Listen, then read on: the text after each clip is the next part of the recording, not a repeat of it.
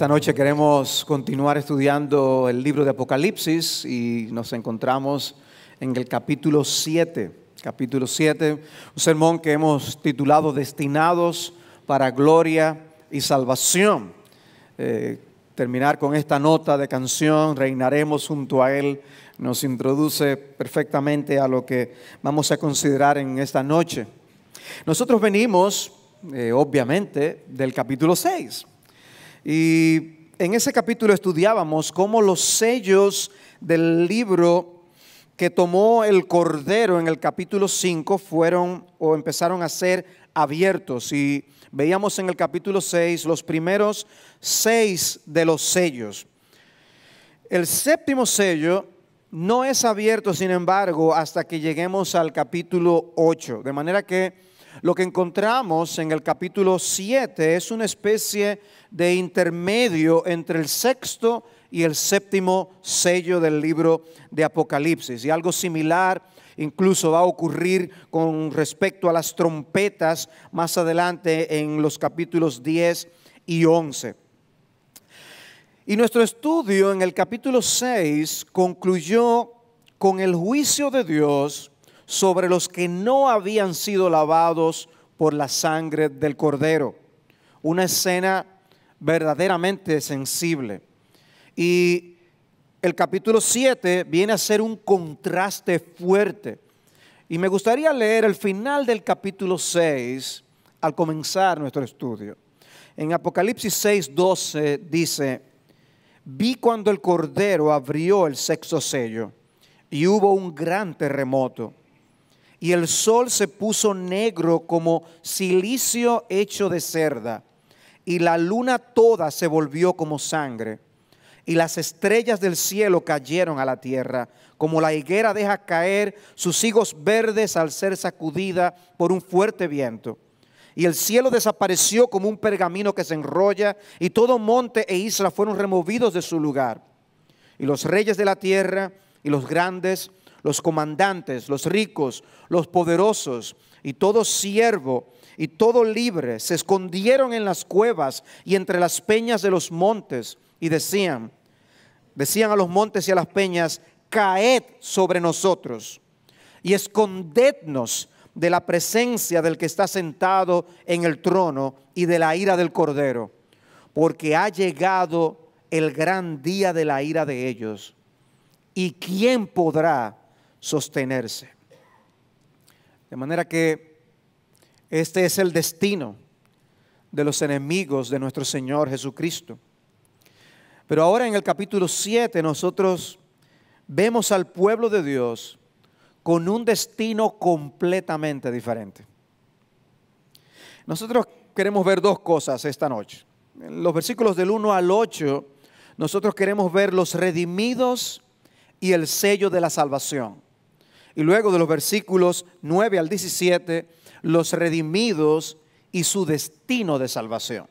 Así que veamos en primer lugar los primeros 8 versículos, los redimidos y el sello de salvación. Nosotros leímos este capítulo ya en la lectura de la palabra esta noche. Y se nos inicia con 4 ángeles que se encuentran de pie en los 4 extremos de la tierra. Posiblemente algo que entra en contraste con lo que vimos en el capítulo 6 acerca de estos juicios que Dios ha enviado sobre la tierra. Recuerdan los 4 jinetes del capítulo 6. Pero aquí tenemos 4 ángeles que quizás entran en contraste con estos. Allí habían caballos que traían destrucción y aquí hay ángeles que en un sentido traen protección al pueblo de Dios, evitan que haya daño sino hasta que el pueblo de Dios venga a ser preservado. Y se menciona en ese contexto el sello del Dios vivo en el capítulo 2. Pero ese lenguaje de estos vientos que aparecen a los ángeles deteniéndolos al principio de esta sección, es una detención de juicio. Ese lenguaje de los vientos se usa en el Antiguo Testamento para hablar de juicio enviado por Dios. Y es por eso que se deduce que aquí estos ángeles están deteniendo el que estos juicios hagan daño al pueblo de Dios. Por eso dice aún, no hagáis daño ni a la tierra, ni al mar, ni a los árboles, hasta que hayamos puesto un sello en la frente a los siervos de nuestro Dios. Había un ángel, dice, que tenía el sello del Dios vivo, versículo 2. A diferencia de los sellos que vimos en el capítulo anterior, este es un sello de identificación y de propiedad.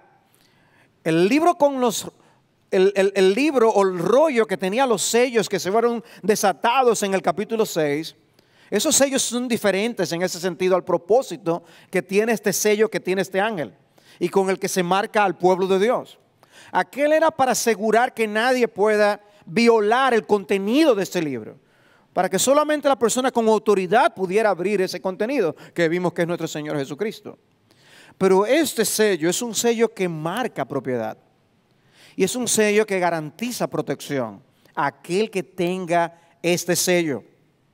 Es una distinción que se le da a los hijos de Dios, de manera que el juicio es en un sentido detenido temporalmente, pero no permanentemente. Es hasta que hayamos puesto un sello en la frente a los siervos de nuestro Dios. El juicio final no sucederá sino hasta que se haya completado el número de los escogidos de Dios, el número del pueblo de Dios. Y esto es similar a lo que nosotros encontramos en el segundo libro de Pedro, segunda epístola, en el capítulo 3, versículo 9. El Señor no tarda en cumplir su promesa, según algunos entienden la tardanza, sino que es paciente para con vosotros, no queriendo que nadie perezca, sino que todos vengan al arrepentimiento. En otras palabras, Cristo no ha vuelto porque hay algunos que tienen que entrar a su redil. Si Cristo hubiera venido en el siglo XVII, nosotros no nos hubiéramos salvado. Pero gracias a Dios que Él ha abierto esta brecha de oportunidad para que personas como nosotros alcancen su bendita gracia. Él detiene el juicio final hasta que el último de los suyos sea salvo. O sea, hasta que el último de los que han sido marcados con el sello de Dios sea salvo. Y una de las cosas que se desprenden de esta realidad, hermanos, es que hay una encomienda evangelística para la iglesia, el pueblo de Dios. Si hay alguien consciente del valor, de la oportunidad de misericordia que Dios ha dado a los pecadores, debe ser el pueblo que ya ha sido salvado por su gracia. Y con esa conciencia nosotros usar las oportunidades que tenemos por delante para alcanzar con el evangelio a los perdidos que están a nuestro alrededor. Y una de las cosas que tenemos que hacer obviamente es orar por los perdidos. Si sabemos que Cristo no ha vuelto precisamente hasta que se complete el último de ellos, y vemos en el Nuevo Testamento órdenes de que debemos orar para que los hombres sean salvos, entonces debemos aprovechar este tiempo de oportunidad, hermanos, para evangelizar y orar por los perdidos. Este texto nos hace conscientes, no solo del alivio de que ya somos salvos, sino conscientes del peligro de los que no lo son.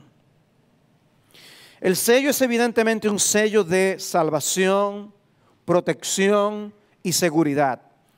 Y es como si dijese, después de puesto el sello, el juicio puede ser desatado.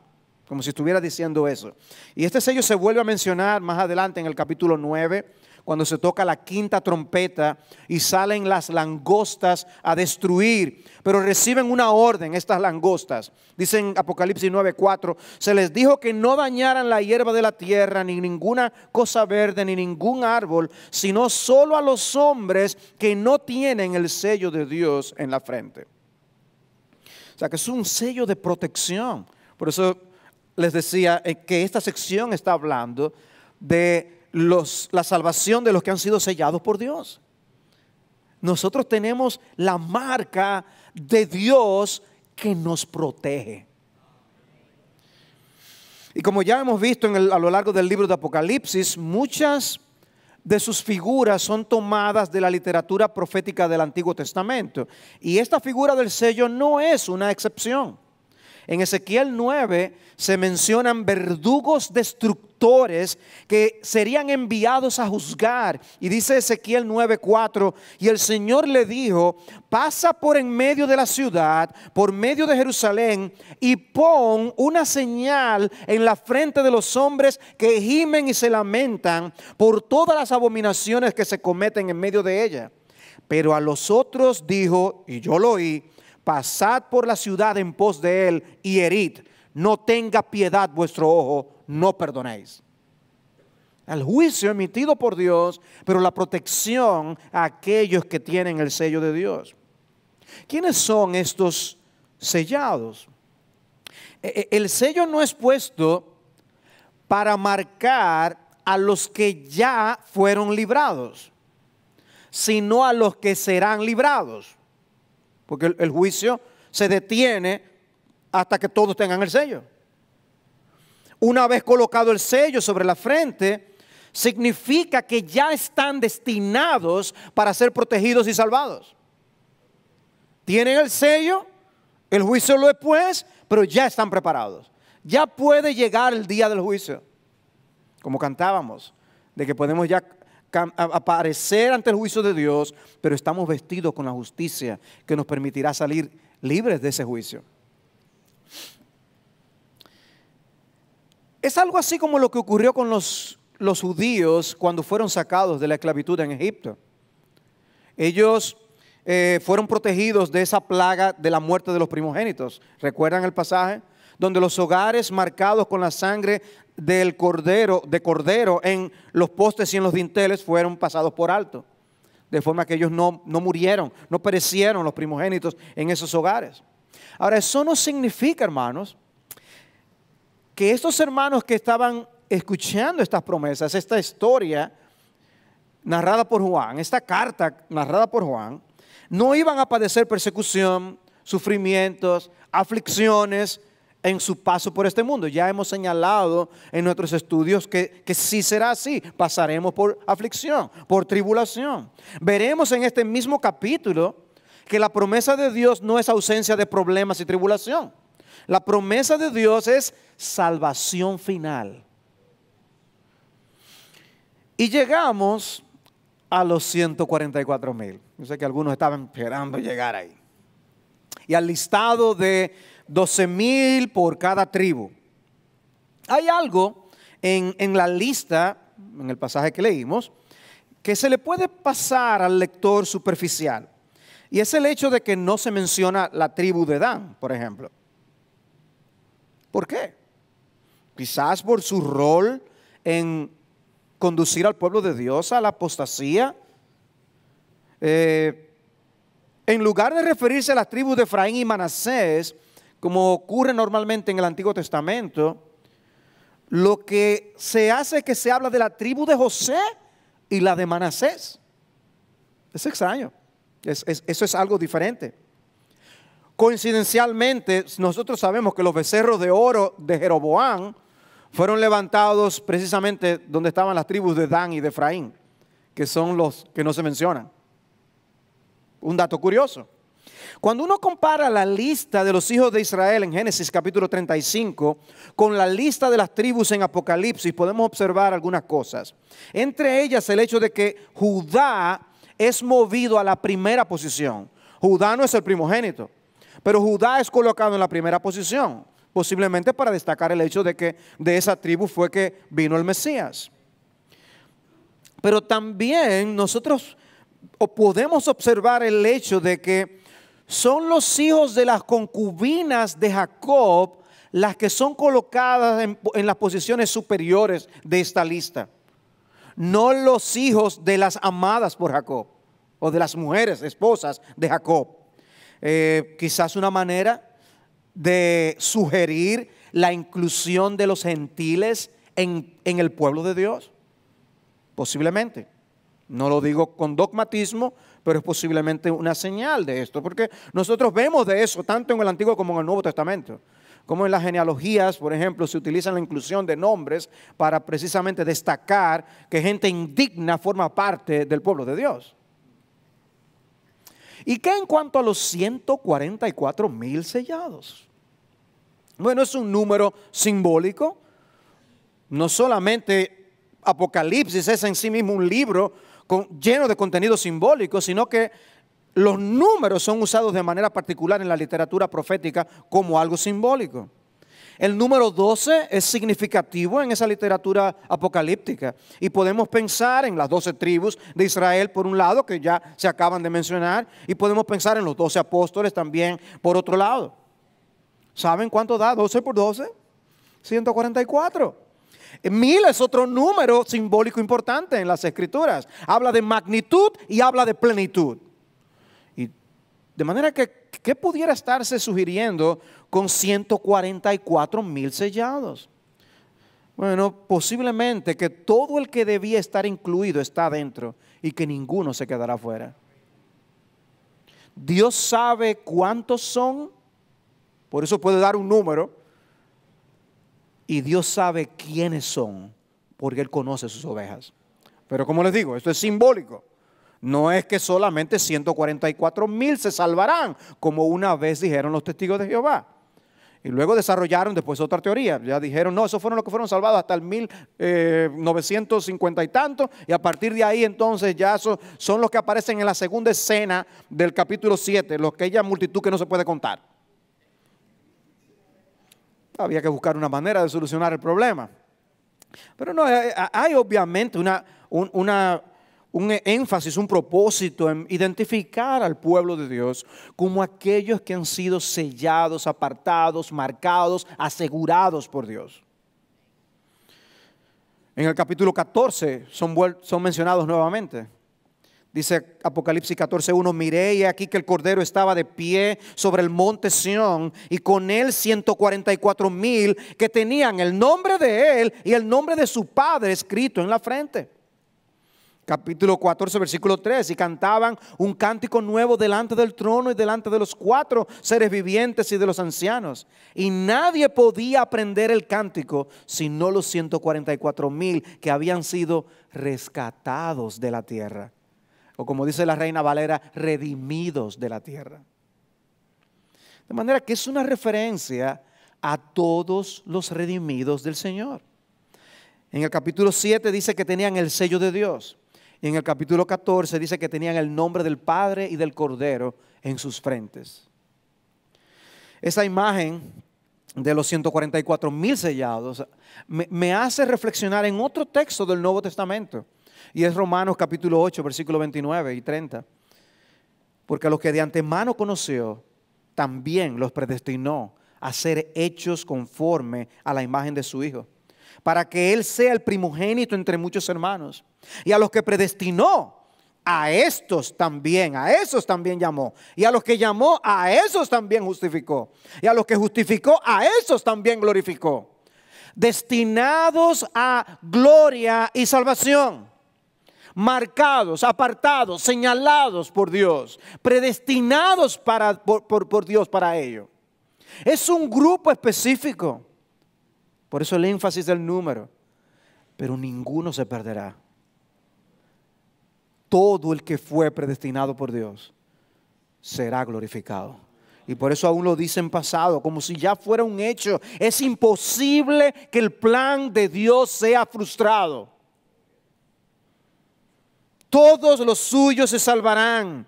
Cristo dijo en Juan 6:39 que de todo lo que Él me ha dado yo no pierda nada. Nada, ninguno de los que el Padre le dio al Hijo se perderá. Y me identifico plenamente con la postura de Tom Schreiner en su comentario de Apocalipsis. Él resume esta sección de esta manera. ¿Quiénes serán protegidos de la ira de Dios y de la ira del Cordero? Aquellos que están sellados y protegidos por Dios, es decir, los 144,000, el verdadero Israel, la iglesia de Jesucristo. El capítulo 6 termina con una pregunta. ¿Recuerdan cuando leímos al inicio? El gran día de la ira de ellos, de Dios y del Cordero ha llegado. ¿Y quién podrá sostenerse? Y el capítulo 7 da la respuesta. Los creyentes. Los hijos de Dios, los verdaderos discípulos de Jesús, los sellados del Cordero, permanecerán seguros en el gran día del juicio de Dios. ¿Tienes el sello en tu frente? ¿Andas con el nombre del Padre y del Hijo contigo? Es interesante que diga que están colocados en la frente, como que es algo que se puede ver. ¿Te identificas como un seguidor de Cristo y te identifican a ti como tal? ¿Estás seguro de que tú eres uno de los sellados de Jesús? Porque como vimos, lo que está en juego es muy serio. Es horrendo el juicio, pero los sellados serán librados. Apocalipsis habla de otro grupo de sellados, pero esos no fueron sellados por Dios, sino por la bestia. Eso aparece en el capítulo 14 y en el capítulo 20. Ahora es interesante que las palabras usadas para hablar del sello de Dios y de la marca de la bestia son distintas. Ambas hablan de que el objeto es propiedad de alguien, pero el término sello, para hablar del sello de Dios, habla de que los redimidos tienen un énfasis en la seguridad y en la protección. El diablo sella, pero no es para proteger, es para hacer lo suyo. Dios sella para salvación. De manera que no habrá condenación para los que han creído. Hay un himno de Augusto Toplady al que los hermanos de Gracia Soberana añadieron esta estrofa.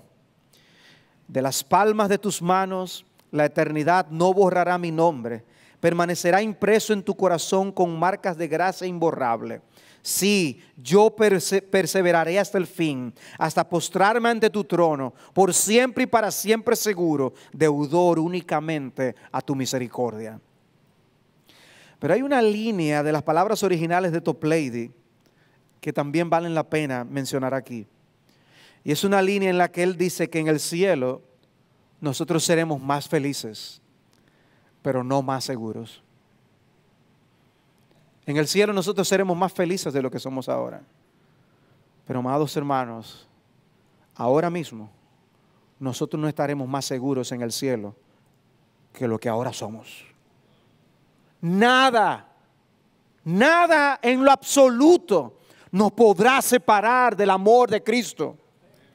Nada ni nadie nos puede arrebatar de la mano de Cristo. Somos suyos y somos suyos para siempre. Y como hemos dicho en otras ocasiones, en el cielo no estaremos más justificados de lo que ahora estamos. Porque su justicia, la justicia de Jesús, es perfecta y está en nuestra cuenta.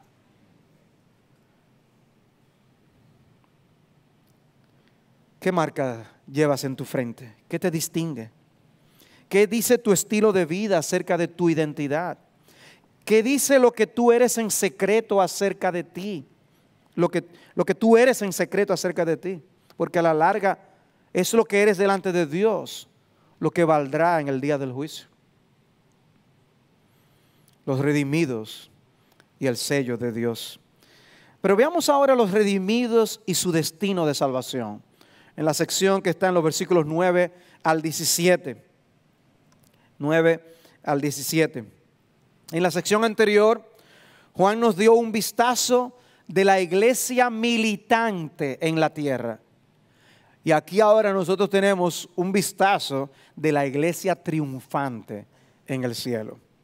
Por eso después dice, después de esto miré y vi una gran multitud que nadie podía contar, de todas las naciones, tribus, pueblos y lenguas, de pie delante del trono y delante del Cordero, vestidos con vestiduras blancas y con palmas en las manos.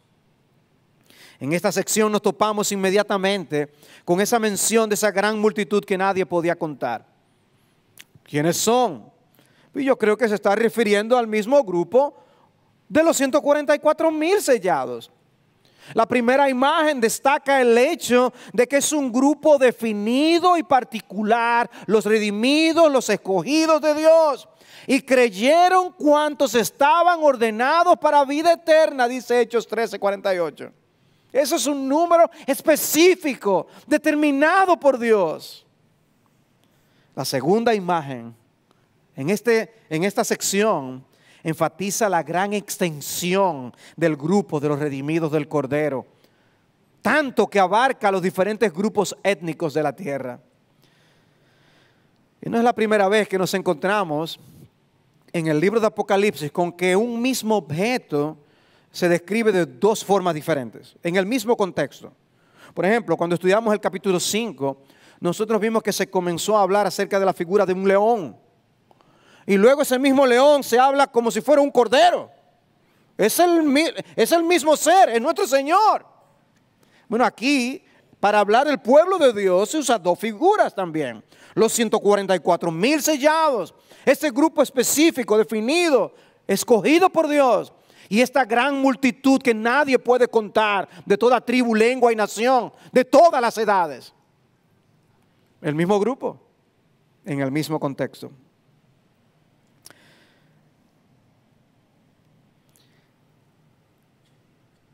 Por eso, algunos han descrito esta sección una visión doble acerca de los protegidos y triunfantes seguidores de Cristo. Me gustó eso. Eso es una visión doble. Lo que vimos acerca de los sellados y lo que ahora estamos viendo acerca de este grupo que no se puede contar. Juan está recibiendo una revelación de juicio y de protección al mismo tiempo. No le irá bien al impío, pero la casa del Señor está segura. Mientras eso llega, los enemigos de Cristo puede parecer que estén ganando y que el pueblo de Dios está perdiendo, pero la realidad final será otra. Y Apocalipsis es como una versión ampliada del Salmo 73. ¿Recuerdan lo que le pasó a Asaf en el Salmo 73? Cómo sus pies estuvieron a punto de tropezar cuando él sintió envidia al ver la prosperidad de los impíos. ¡Qué bien les va! Ellos satisfacen sus antojos, se atreven a rebelarse contra el cielo y no les pasa nada. Y así era que Asaf estaba viendo las cosas hasta, como dice el versículo 17, hasta que entré en el santuario de Dios, entonces comprendí el fin de ellos. Parece que les va bien a los impíos, parece que es mejor uno poder hacer las cosas indebidamente y ganar mejor, más. Pareciera que ese es el mejor camino. Pareciera que es mejor yo poder dar rienda suelta a mi carne y satisfacer mis pasiones. Pareciera que eso es. Pareciera yo poder andar preocupado solamente de mí, despreocuparme de los demás como lo mejor y yo resolver solo mis problemas. Hasta que comprendí el fin de ellos. El que ríe último, ríe mejor. Este grupo de sellados y apartados para salvación es presentado como ya en la presencia del Señor. Por eso dice que ellos estaban de pie delante del trono y delante del Cordero. En Génesis, Dios prometió a Abraham una descendencia tan numerosa como la arena del mar y las estrellas del cielo. Y en el Nuevo Testamento se nos explica que la verdadera descendencia de Abraham es espiritual y no física. Dice Gálatas 3:7, los que son de fe, estos son hijos de Abraham. Bueno, aquí está esa descendencia. Esa gran multitud de gente que no se podía numerar, contar. Esa es la descendencia de Abraham. Y el hecho de que se mencionaran las tribus en la sección anterior no limita la identidad simplemente a los judíos. Todos los creyentes están representados. Y aquí se ve más claro, de todas las naciones, tribus, pueblos y lenguas. Por eso, la visión que ha tenido nuestro hermano Jeremías hoy en la India le permite ver algo de esa dimensión y esa realidad. De que el pueblo de Dios no es lo que nosotros estamos acostumbrados a ver. Escuchaba esta tarde una canción que comienza con pueblos de África cantando. Yo no me sé el idioma, pero estaban adorando a Jesucristo. El mismo Cristo que tú y yo amamos. Y lo hacían de una manera en la que nosotros no estamos acostumbrados. Pero subía como olor fragante, tal como Dios recibe la adoración de su pueblo en Hispanoamérica. Pero en aquel día estaremos todos juntos, cantando y alabando al Cordero en una multitud sorprendente. La seguridad de la salvación de los redimidos es tal que por eso es como si ya estuviéramos en la presencia de Cristo, como dice el texto. O como lo que les decía de Romanos 8:30, que no solamente fueron predestinados, llamados y justificados, sino también glorificados ya. No lo están, pero Juan y Pablo los ven como si ya estuvieran en el trono, como si ya fueran glorificados. No son presentados llenos de miedo en el juicio, como aparece en el capítulo 6, no. Lo que hay es gran gozo y profunda gratitud. Y clamaban a gran voz diciendo: la salvación pertenece a nuestro Dios que está sentado en el trono y al Cordero. La salvación pertenece a nuestro Dios. Eso es teología básica, ¿no es así? Ustedes han oído mucho eso aquí. Sin embargo, esa es la verdad que será repetida vez tras vez en el reino de los cielos. Ese será el punto. Atribuir la gloria al dador de la salvación. Atribuir honor y gloria a quien lo merece. Y de paso, vemos aquí que el Cordero recibe la misma honra y gloria que el Dios el Padre. El que está sentado en el trono y el Cordero recibiendo la misma honra. Y todos los ángeles estaban de pie alrededor del trono y alrededor de los ancianos y de los 4 seres vivientes, y cayeron sobre sus rostros delante del trono. ¿No suena glorioso eso? No dicen simplemente se inclinaron. No, cayeron sobre sus rostros. Oh, cuánto nos falta de esa actitud en la presencia del Dios de gloria. Cuando venimos a la casa de Dios, no es a un ser diferente al que venimos a adorar que aquel ante quien estos ángeles se postran de esta manera. Cayeron sobre sus rostros delante del trono y adoraron a Dios, diciendo: amén. La bendición, la gloria, la sabiduría, la acción de gracias, el honor, el poder y la fortaleza sean a nuestro Dios por los siglos de los siglos. Amén otra vez. Nuestro Dios es merecedor del honor que se le rinde. Ni la alabanza de los ángeles, ni la nuestra hacen que Dios sea más glorioso de lo que Él es. Él es glorioso en sí mismo. Le alabamos por lo que Él ha sido, es y será por la eternidad. Y uno de los ancianos habló diciéndome: estos que están vestidos con vestiduras blancas, ¿quiénes son? ¿Y de dónde han venido? Y yo le respondí: Señor mío, tú lo sabes. Y él me dijo: estos son los que vienen de la gran tribulación y han lavado sus vestiduras y las han emblanquecido en la sangre del Cordero. Los que vienen de la gran tribulación. Hay una frase, objeto de mucha controversia en el aspecto de la escatología. Simplemente voy a limitarme a leer un par de posturas al respecto. El comentarista Greg Beale, él dice: esta tribulación no está confinada a los días que preceden inmediatamente al retorno de Cristo, sino que comienza con el nacimiento de la iglesia y continúa a lo largo de la era de la iglesia. De manera que no se está hablando de un periodo de sufrimiento de 7 años, Se está haciendo referencia a todo el sufrimiento que la iglesia de Cristo ha tenido desde que Cristo vino por primera vez hasta su segunda venida.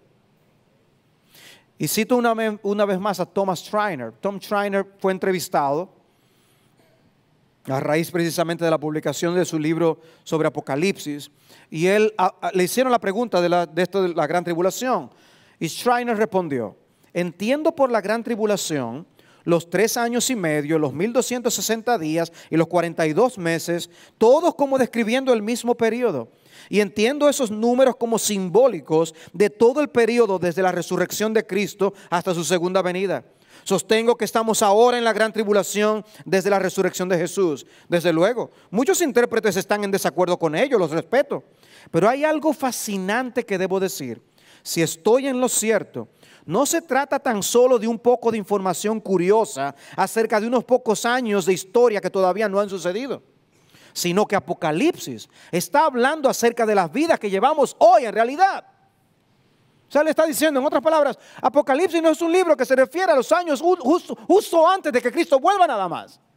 Este libro habla a todo el pueblo de Cristo en todas las edades. Y al sufrimiento que han tenido para levantar el ánimo a seguir adelante en la espera del Cristo victorioso que vendrá para nosotros reinar junto a Él.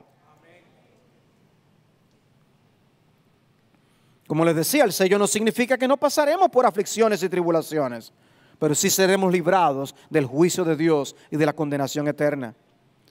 Como dice Efesios 4:30, fuimos sellados con el Espíritu Santo para el día de la redención.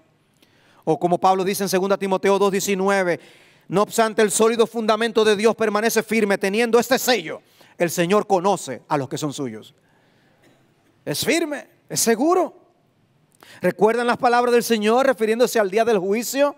Cuando Él expresa que dirá a muchos en aquel día: no sé de dónde sois, apartados de mí todos vosotros. Bueno, en el caso de los redimidos no será así, porque Él conoce a los que son suyos.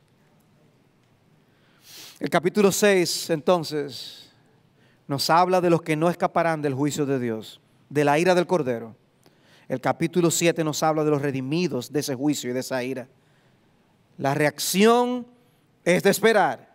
Esos redimidos saben por qué no están en el primer grupo.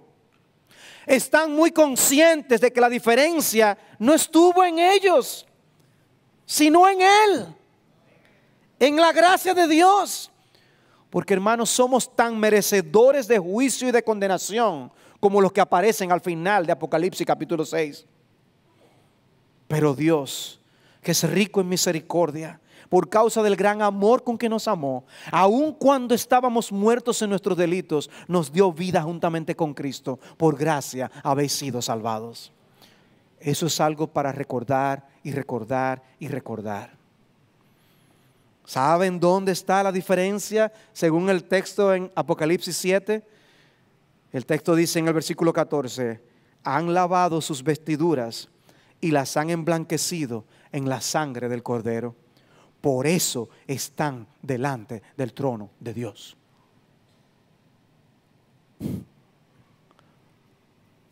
No fue por nada en ti, no fue porque te portaste bien. Nosotros de alguna manera tenemos la sensación de que la semana que nos hemos portado bien y hemos tenido nuestros devocionales y hemos leído, hemos orado, hemos evangelizado, hemos venido a la iglesia, estamos más cerca de Dios. Esa es la semana cuando de verdad, ahí es que Dios puede decir: ahora yo sí te quisiera en el cielo. Así sí, mi hijo. Y la semana cuando hemos caído, hemos pecado, hemos decepcionado la gracia bendita de nuestro Señor. No, es al infierno que Dios quisiera mandarnos en ese momento. Amados hermanos, es la justicia de Jesús la que Dios el Padre ve en nosotros. Y así como Él dijo: he aquí mi Hijo amado en quien tengo complacencia. La complacencia del Señor está con aquellos que tienen el sello de Jesucristo y su justicia. Sorprendente. Es en el cielo que tú vas a entender eso después. Realmente. Es en el cielo.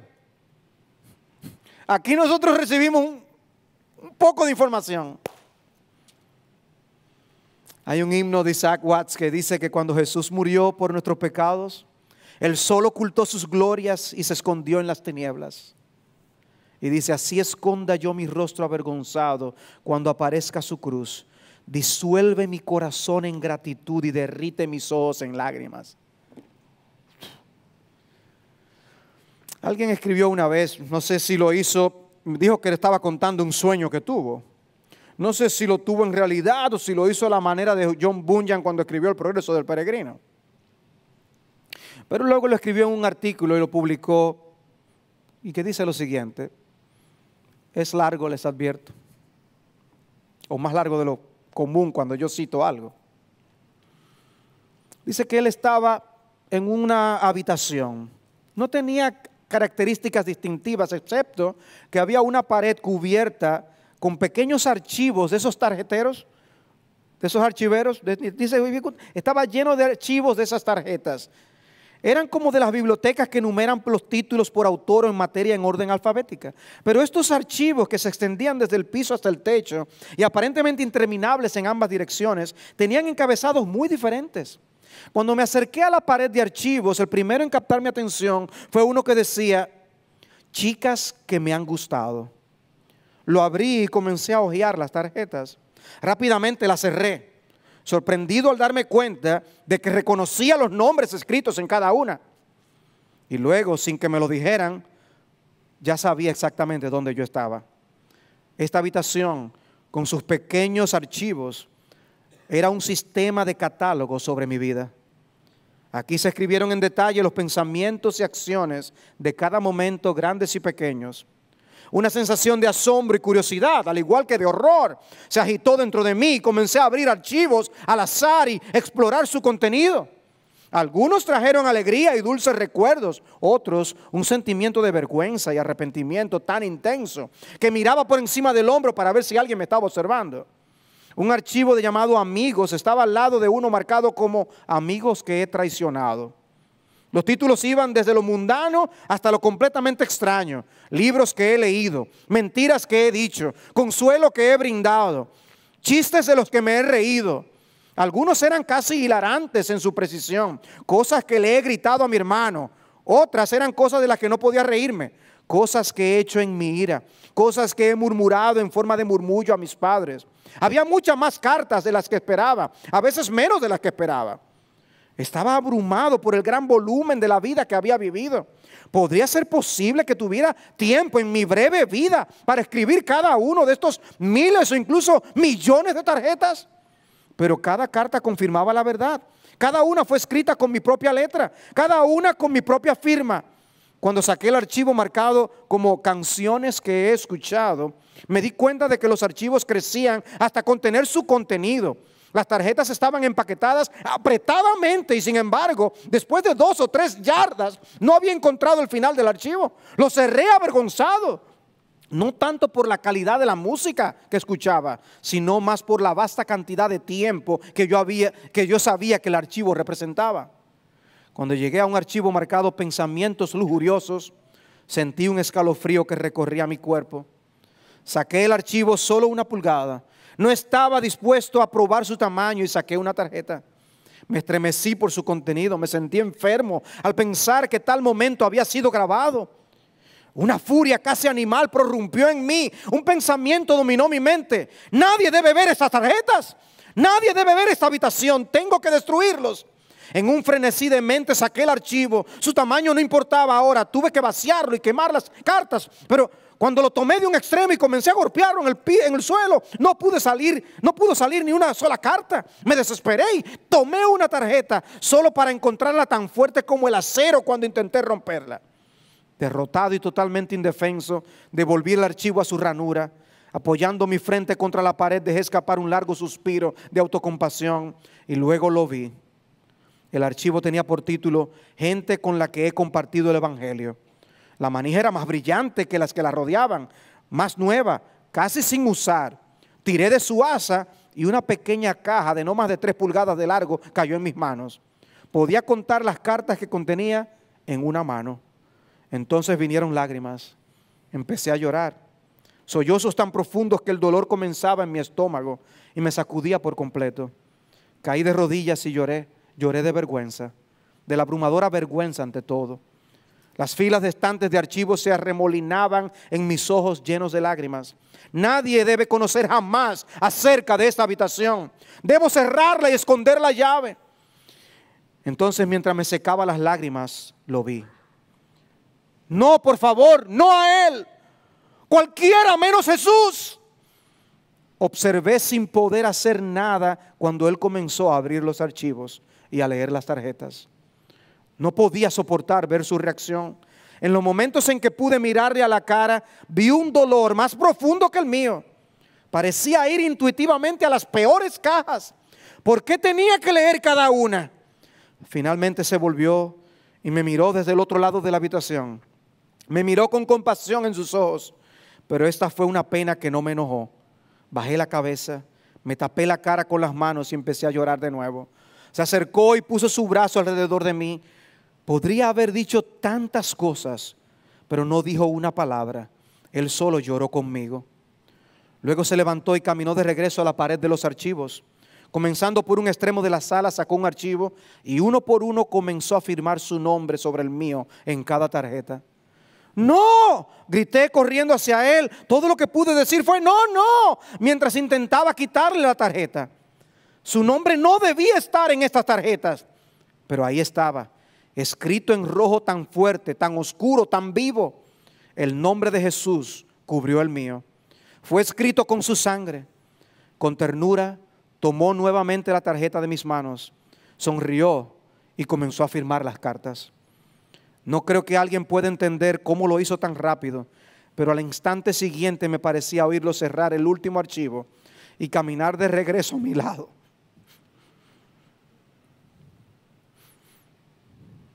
Colocó su mano sobre mi hombro y dijo: consumado es. Me levanté y él me sacó de la habitación.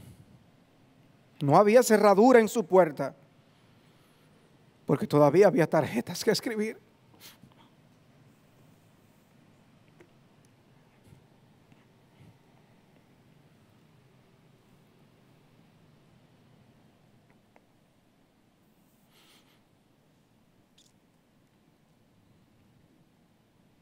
Cada uno de nosotros tiene una habitación así. Pero solo los que tienen a Cristo con su nombre en esas tarjetas será salvo.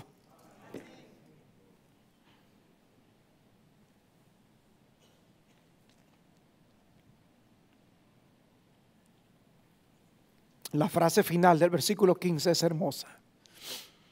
Y el que está sentado en el trono extenderá su tabernáculo sobre ellos. Hermanos, estamos bajo el abrigo del Omnipotente para siempre, protegidos, resguardados en el invencible. Dice Apocalipsis 21:22: y no vi en ella templo alguno, porque su templo es el Señor, el Dios Todopoderoso y el Cordero. Y en el versículo 3, allí mismo oí una gran voz que decía: he aquí el tabernáculo de Dios está entre los hombres, y Él habitará entre ellos, y ellos serán su pueblo, y Dios mismo estará entre ellos. Y la manera en que concluye nuestro capítulo es sorprendente. Versículo 16: ya no tendrán hambre ni sed, ni el sol los abatirá, ni calor alguno, pues el Cordero en medio del trono los pastoreará y los guiará a manantiales de aguas de vida, y Dios enjugará toda lágrima de ellos. Dios hizo maravillas con su pueblo en el primer éxodo y los sacó de una forma milagrosa y los sostuvo en uno de los lugares más inhóspitos en el desierto de la tierra. Y cuando fueron llevados en cautividad a Babilonia, el Señor les prometió otro éxodo con un lenguaje similar con el que concluye el capítulo 7 de Apocalipsis. Dice Isaías 49:10: no pasarán hambre ni sed, ni los herirá el calor abrasador, ni el sol, porque el que tiene compasión de ellos los guiará y a manantiales de aguas los conducirá.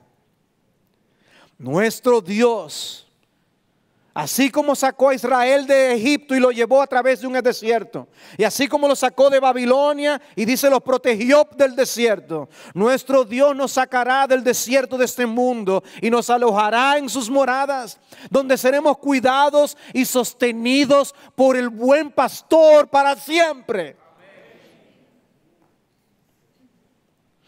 Fue el evangelista Moody que en una ocasión dijo: un día ustedes van a leer en el periódico estas palabras: de L. Moody muerto. No lo crean, porque estaré más vivo que cuando estaba en esta tierra con este frágil cuerpo. Juan nos está introduciendo aquí al tema de cielos nuevos y tierra nueva. Así como termina el libro de Apocalipsis, Él enjugará toda lágrima de sus ojos y ya no habrá muerte, ni más duelo, ni clamor, ni dolor, porque las primeras cosas han pasado. El tema allí no serán nuestras enfermedades y tribulaciones, ni nuestras aflicciones y tentaciones. Nuestras lágrimas y agonías serán cosas del pasado y solamente del pasado. No más conflictos, no más problemas, no más luchas, no más derrotas, no más pecado, no más injurias, no más muerte. Aleluya. Cristo viene. Oh Señor, danos fe para seguir avanzando y luchando para tu gloria. Esperemos con paciencia a nuestro amado Salvador. Pero el diablo buscará la manera de desanimarnos. Y cuando eso ocurra, vuelve a Apocalipsis 7. Medita en ello y levántate y sigue corriendo.